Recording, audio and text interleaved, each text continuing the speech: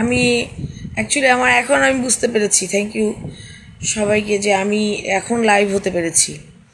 কারণ হচ্ছে যে আমি চেষ্টা করতেছিলাম, কারণ আমার এই গ্লোবাল যত কিছু আছে এটা বিগত গত বুধবারে ঘটনাটা ঘটেছে।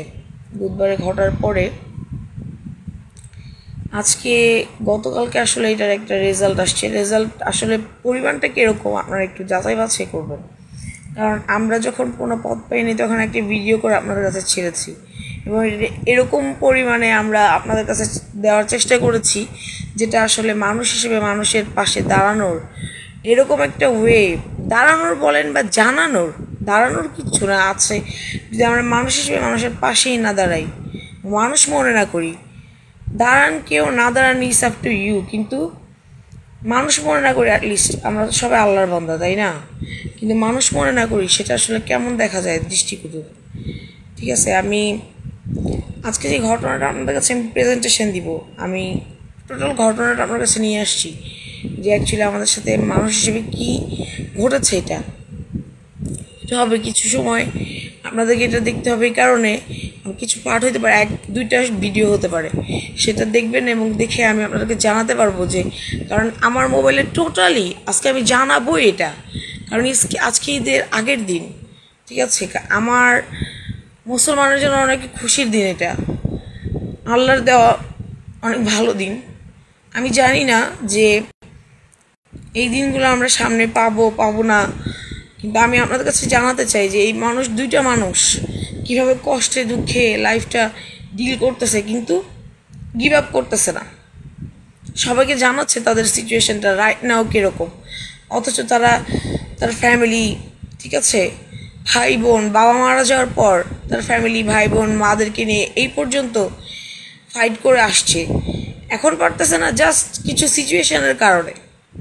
ঠিক আছে, ব্যাপারটা এরকম না যে আমরা আর্ন করি না, আর্ন করতে পারি না, ঠিক আছে, কিন্তু আমরা কি করতে পারি না, আমাদের সবাই আশেপাশে কেউ না কেউ এত বছরে তো জেনেছে, 13-14-15 বছরে তো তারা জেনেছে।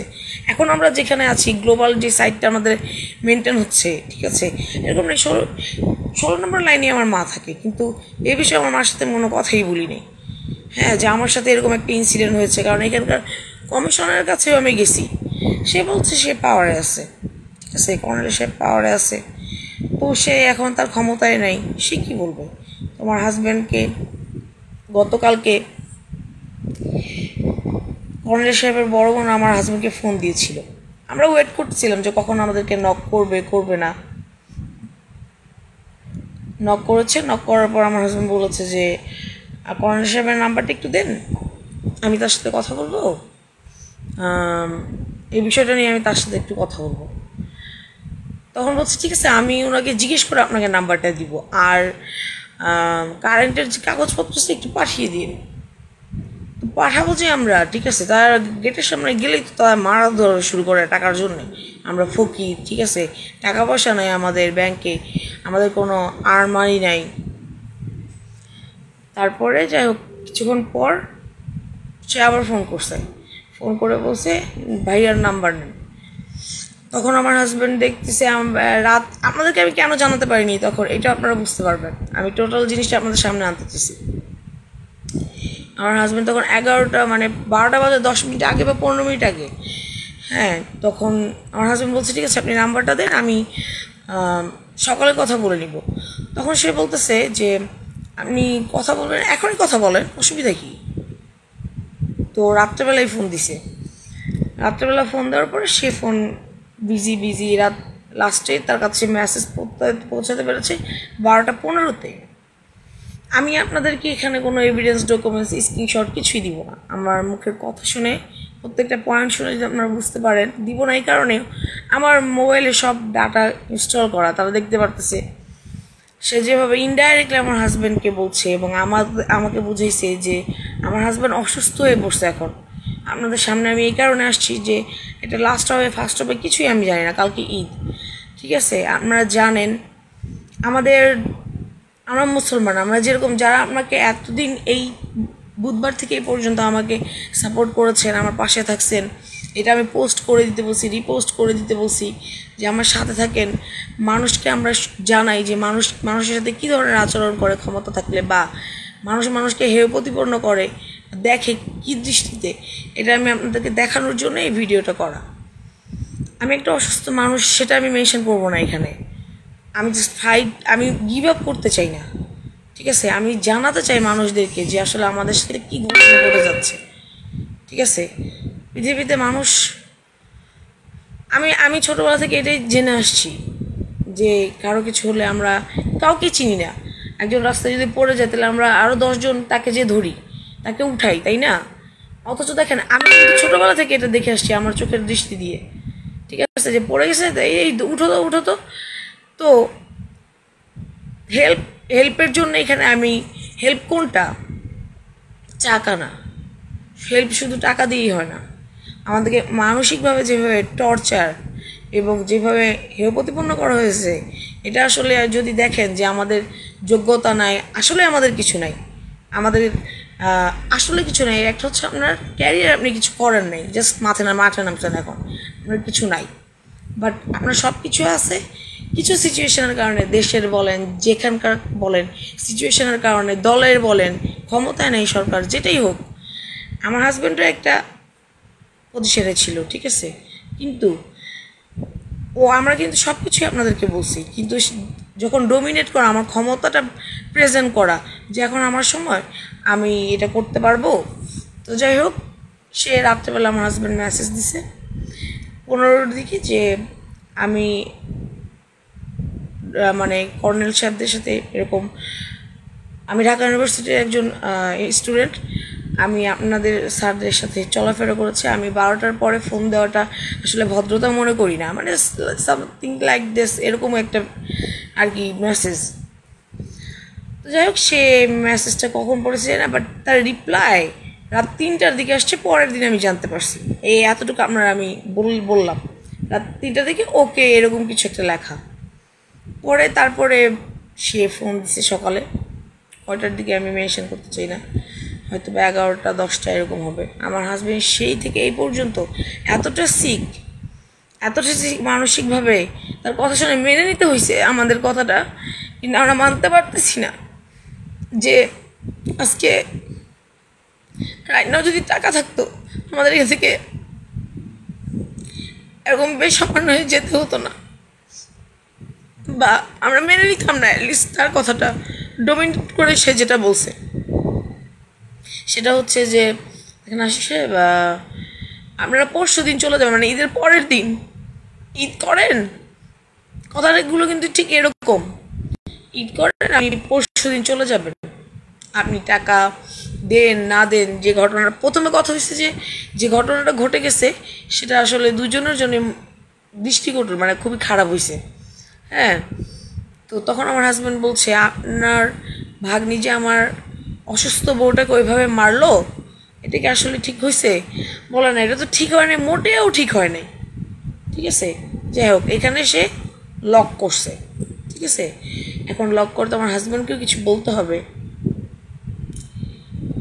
মারটা কিন্তু তার 2 বোন, তার ভাগ্নি, সে ওখানে প্রেজেন্ট, এবং আর একটা লোক আমার হাজব্যান্ডকে ধরছে মারার জন্যে। যখন আমি বলছি আমার হাজব্যান্ডকে ধরলেন কেন, হ্যাঁ মারবেন, তখন সে আসছে ওই লোকটাকে ধরার জন্যে, ধরে সরাই দিছে আমার হাজব্যান্ডকে, আর আমাকে আমার রুমে দিয়ে গেছে। এরকম না, সে প্রেজেন্টেশনটা দিল যে সে কিছুই জানে না। আমি রুমের ভিতরে ফোন দিয়ে কথা বলতেছিলাম, এখান থেকে কী দিয়ে কী হয়ে গেল আমি কিছুই বুঝতে পারলাম না। সে পুলিশের সামনে বলে যে আমি নাকি মানসিক রোগী, বলতেছে যে সে আসলে মানসিক একজন রোগী। আচ্ছা, আপনাদের সাথে যে আমি ভিডিওতে কথা বলতেছি, আপনাদের কারা অসুস্থ? কারো কি আমার কথায় মনে হচ্ছে, আমার পয়েন্ট অফ ভিউগুলো দেখে, যে আমি মানসিক রোগী? আপনাদের কাছে কেন এগুলো বলা, আপনাদের সামনে কেন এগুলো আসা, যে আপনি অ্যাজ এ হিউম্যান বিং হিসেবে একজন মানুষকে সেলফ রেসপেক্ট, যেটা এটা যদি আপনি না দিতে পারেন, আর কোনো কিছু দেন না দেন, এটা তো অ্যাটলিস্ট আমরা প্রাপ্য, তাই না? তো যাই হোক, তারপরে সে বলছে কথাগুলো এরকম হবে, আমি ওইভাবে তো আসলে বলতে পারবো না এক্স্যাক্টলি সে কী বলছে, যে দেখেন আমি জিটি করছি, আপনাদের নামে থানায় ওসিকে বলে রাখছি, আমি যা করার তা করতে পারবো, কোনো অসুবিধা নাই। আপনাদেরকে আমার ক্ষমতা আছে, এখন ক্ষমতা দেশে, কিন্তু আমি এটা করতে চাই না। না, ঈদ আছে, ঈদের সময় আপনারা আছেন, আপনারা যেটাই হয়েছে আপনি ভাড়া দিতে পারবেন কিনা, আদৌ পারবেন, কথাগুলো এরকমভাবে মানে লক করে তাকে মেনশন করা, ঠিক আছে। আমার হাজব্যান্ড চুপ করে শুনতেছে, কারণ প্রথমে কিন্তু আমার হাজব্যান্ডের ওই কথাটা সে শুনছে, হ্যাঁ, শোনার পরে যে সে মেনে নিছে যে এটা ঠিক হয় নাই, তার মানে সেটা একসেপ্ট করছে যে তার ভাগ্নি আমাকে মারছে। তার 13 বছরের একটা মেয়ে, মানে ম্যাচুইড নট ম্যাচুইড, আর আমার 34 বছর একটা মহিলাকে সে কীভাবে দৌড়ে এসে ঠাস করে গালে একটা দৌড়ে থাপ্পড় দিয়ে তারা নিয়ে চলে গেল। হ্যাঁ, আর এখানে এরকম জিনিসটা হলো আমার হাজব্যান্ড নিচে থেকে উঠতে উঠতে, তার মানে জিনিসটা কি আমার কাছে না টোটাল জিনিসটা একটা প্ল্যান মনে হয়েছে। আমার হাজব্যান্ডকে ডাকছিল, মানে এটা মেনে নিতে পারতেছি না, এই কারণে আমার হাজব্যান্ডকে ডাকছিল ওই জায়গায়, তো আমার হাজব্যান্ড দিতে পারে নাই, আমি গেছি, এখন তো আমি পাইছি ওই প্রতিশোধটা। তার মাকে যে আমি কথাগুলো বলছি, তার মার প্রতিশোধটা আমার সাথে সে নিছে। সে নিজে, কারণ গেট দিতে খুলছে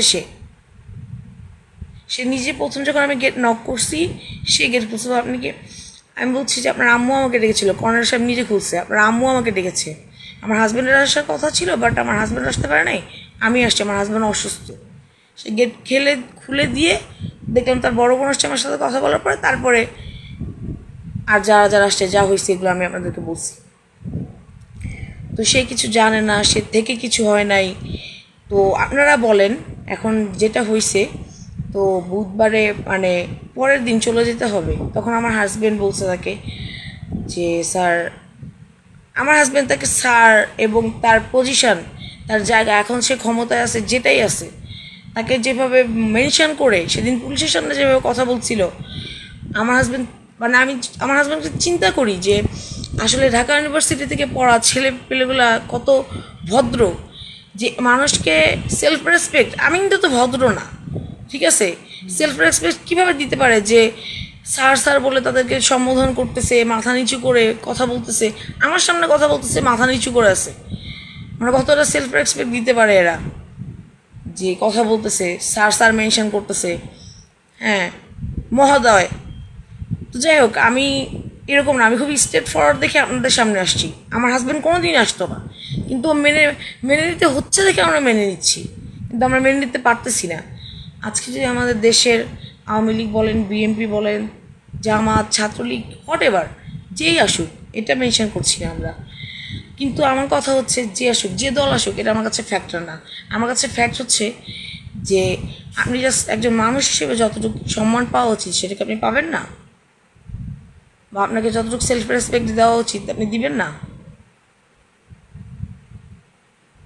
মানে আপনি, ব্যাপারটা এরকম যে আপনি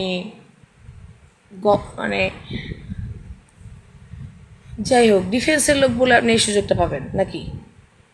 আমি ডিফেন্সকে মেনশন করে কয়েকটা ভিডিও দিয়েছি, শুধু আমি নিজে দিয়েছি আমার সেলফ রেসপেক্টের জন্যে, যে সে আমাকে কেন মেনশন করলো, যে সে জিটি করেছে, ওসিকে বলে রাখছে আমাকে হেনস্থা করলে সে করতে পারে, ঠিক আছে, এটা তার জন্য কোনো সমস্যা না, সে ইজিলি আমাকে হেনস্থা করতে পারবে। সেগুলোকে কেন মেনশন করলো? ডাইরেক্টলি মেনশন করলে সে করতে পারতো, আপনি চলে যাবেন, আমার টাকা পয়সা কিচ্ছু লাগবে না, এবং এটাও বলতেছে আপনি দিতে পারবেন কি পারবেন না, তাহলে তো কোনো ঠিক নেই।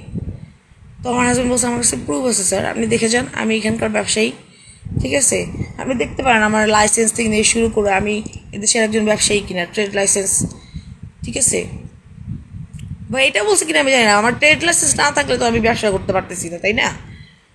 আমার টাকা না থাকলে তো আমি ব্যবসা করতে পারতেছি না বাংলাদেশের মতো জায়গায়। বাংলাদেশে আর বিদেশের মতো চুক্তি করে এরকম একটা ট্রান্সেলের সাথে তো আর কাজ করতে পারতেছি না, পিজিসিবির সাথে, তাই না? তারা আজকে আমাকে বিলটা ক্লিয়ার করলো না আমার, হ্যাঁ, বিলটা যদি আমার চেকটা ক্লিয়ার করতো, আমি এদের আগের দিন পর্যন্ত তাদের কাছে বলছি, কিন্তু এটাও তারা করলো না। আমি এইটাও একটা এভিডেন্স হিসেবে রাখবো পিজিসিবির, ঠিক আছে, পিজিসিবির ওখান থেকে কিন্তু পিডি এটা পাস করে দিয়েছিল, কিন্তু আমার তারপর আমি ঈদের আগে পাইলাম না বিলটা, এটা কিন্তু ঠিক না। এখন মনে করেন এটা হইতে পারে যে ট্রান্সেলের ইন্টারনাল কোনো প্রবলেম থাকতে পারে, মানে তাদের আমার চেকের কোনো ইস্যু থাকতে পারে, কিন্তু এখানে যে বড় একটা ইস্যু দাঁড়াইছে আমাদের জীবনের, আমরা এটা তাকে মেনশন করছি, আমরা ভাড়াটুকু দিতে পারতেছি না। কিছু এবার তাকাই রয়েছো কেন ইমরান? এভাবে তাকাই থেকো না। হ্যাঁ, আমি যেহেতু বলতেছি আমাকে সব বলতে দাও, তোমার সমস্যাটা কিসের? তুমি পরে ডিলেট করে দিও, ঠিক আছে? ওখানে যখন মারা গেছে, মারা যাওয়ার পর মনে করেন আমরা তো বলছি তাদেরকে, কিন্তু তারা চেষ্টা করে না, ব্যাপারটা এরকম না, তারাও অনেক চেষ্টা করছে যারা ছিলেন, কিন্তু আমাদেরকে কেন ঈদের আগে তারা চেষ্টা করলে কিন্তু দিতে পারতেন, তাদের হাতেই ছিল এটা। আমরা এটাও বলছি যে আমাদের বাসা ছেড়ে দিতে হবে, আমরা ভাড়া দিতে হবে, 2 মাসের ভাড়া আমাদের আটকা, ঠিক আছে? তারা যদি চেকটা ক্লিয়ার করে দিত, কেন আমি নামগুলো মেনশন করতেছি এখানে, ঠিক আছে? মানুষের মানসিক অবস্থা তো সবসময় একরকম থাকে না। কালকে ঈদ,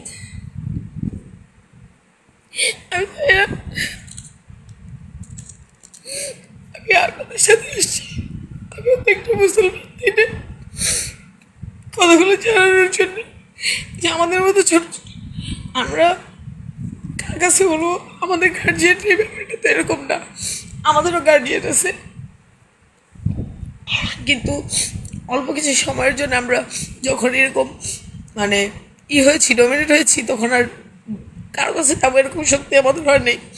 ফোন দিছে, কিন্তু আমরা মানসিকভাবে এরকম প্রস্তুত বা কোনো কিছুই না যে পরশু দিনই আমাদের চলে যেতে হবে, এরকম কথা আমাদেরকে মেনশন করবে। আমার হাজব্যান্ড পরে তাকে একটা ডেট দিবে যে এরপরে যে একটা ডেটে এই একটা টাকা দিব, দেওয়ার পর আমরা চলে যাব। এটার মতন মানসিকতা মানুষের থাকতে হবে, তাই না? যাই হোক,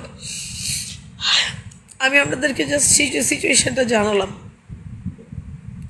আপনাদের কাছে। আমি এইটা দেওয়ার কারণ, যদি আমার পরশু দিন আমি আটকাতে পারি টাকা পয়সা দিয়ে, বা তারপরে আমি একটা ডেট নিতে পারি টাকার, এটা আমি আপনাদেরকে অবশ্যই জানাবো, তাই না? আমি অবশ্যই জানাবো। তুমি আসো, তুমি একটু তাদেরকে, থ্যাংক ইউ সো মাচ। আমাদের জন্য একটু দোয়া করবেন, কালকে ঈদ, আমরা মুসলমান তো। আমি আসলে আজকে এটা করতাম না, আমি আজকে কোনো লাইক ভিউর জন্য আমি এখানে আসি নাই, জাস্ট আমরা মানুষ, আমরা মানুষ, তাই না? আমরা মানুষ, মানুষকে সাথে এইভাবে 2টা মানুষ কষ্ট পাচ্ছে দেখে, আমরা মধ্যবিত্ত দেখে, আমি আরেকটা কথাও বলতে চাই, হ্যাঁ আমি এটা মেনশন করবো, আমি আরেকটা কথাও বলতে চাই, আমরা মধ্যবিত্ত থেকে ভিক্ষুক হলো কিন্তু আমরা ছেয়ে খাইতে পারতাম রাস্তায়, তাই না? কিন্তু আমরা চাইতে পারতেছিলাম অল্প 2 দিন 1 দিন সময়, তো মনে করেন 10 দিনের বন্ধ পড়ে যাবে, পড়ে গেছে, ঠিক আছে? এটাও তো আমাদের দেখতে হবে, 10 দিন চলতে হবে, ঠিক আছে? সারভাইভ করতে হবে, সারভাইভের জন্য মানুষের টাকা লাগে না? যখন আমি ভাড়া দিতে পারতেছি না, আমার আনুষঙ্গিক তো কিছু সারভাইভ আছে, তাই না? এক, আর দ্বিতীয় হচ্ছে আমি আমার হাজব্যান্ডের ঢাকা ইউনিভার্সিটি মেনশন করে বলতে চাই, আপনাদের কাছে আমি যেভাবে ফোন করে বলছি এবং কান্নাকাটি করছি, ঠিক আছে? এবং আপনাদেরকে আমি ভয়েস মেসেজ নক করেছি, আপনাদের কি মনে হয়েছে যে সিচুয়েশনটা যদি ওরকম না হইতো আশিকের, তাহলে আমি ফোন করতাম না বা আপনাদেরকে নক করতাম না? আপনাদের ঢাকা ইউনিভার্সিটির যে ভাইরা আছেন, ব্যাচের বড় ভাইগুলা, আপনাদের সাথে আমি যে কথা বলছি, এই কারণে আপনাদের কাছে মনে হয়েছে যে একটা সিচুয়েশন পরে হয়তো বা মানুষ এরকম করতে পারে বা করতে পারে না, এটা অভ্যাস বা ক্যারেক্টার খারাপ, এরকম কিছু মনে হইতে পারে, কিন্তু আসলে আমাদের অল্প সময়ের জন্যে এই বন্ধ টন্ধ বা কোনো ইস্যুর জন্য আমরা এই বিলটা নেওয়ার চেষ্টা করেছিলাম যে আমরা রিল্যাক্সে যাতে থাকতে পারি। এই কারণে আপনাদেরকে নক করছি যে একটু আমাদের পাশে দাঁড়ান, তাহলে আমি এইটা নিতে পারবো, ওইটা করতে পারবো। আই এম রিয়েলি সরি, ঠিক আছে? আমরা চিন্তা করবো যে আমরা নিজেরাই যাতে কিছু একটা করতে পারি, আপনাদের সামনে যাতে না যাই, ঠিক আছে? কারণ আপনাদেরকে মেনশন করার কারণ একটাই, যে আমরা তো মানুষ ভাই, ঠিক আছে? ওই সময়টা আমাদেরই, যেটা আমরা পড়াশোনা করি ছোটোবেলা, আস্তে আস্তে বড় হই, স্মৃতিগুলো আমাদের কাছে জমা থাকে। এটা হচ্ছে আমাদের এরকম একটা ইমোশন, যে ইমোশনটা আমাদের মানে এটা আসলে টাকা পয়সার কোনো ইস্যু না। এই ইমোশনটা আমার ওয়াইফ বলেন সামনে বা আমার হাজব্যান্ড বলেন, যেটাই হোক, আমি আমার সাইডগুলোকে, আমার হাজব্যান্ডের কাছে ছোটো বলে আমার কাছে খারাপ লাগবে, আমার ওয়াইফের কাছে ছোটো বলে আমার কাছেও খারাপ লাগবে, যে আমার এই জায়গাটা, আমার হাজব্যান্ড সব কিছু মিলিয়ে মানসিকভাবে অনেক ডিসঅ্যাপয়েন্টেড, ঠিক আছে? এখন মানে ও এখন এক কোনায় মানে ইঁদুরের মতো, মানে ইঁদুরের মতো অসহায়ের মতো বসে থাকে। আমি বিগত 10 বছর এরকম দেখিনি, আমার ভয় লাগে। অনেক ভয় লাগে ওকে দেখলে।